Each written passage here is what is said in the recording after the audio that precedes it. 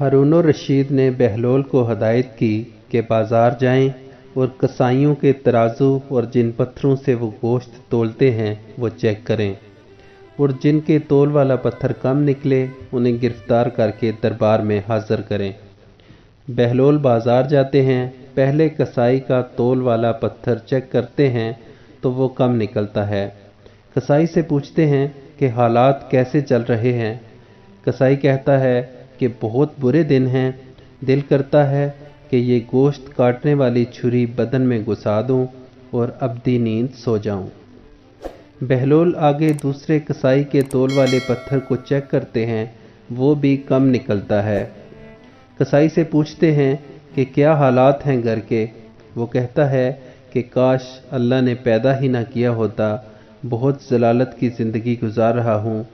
बहलोल आगे बढ़े, तीसरे कसाई के पास पहुँचे, तोल वाला पत्थर चेक किया तो बिल्कुल दुरुस्त पाया।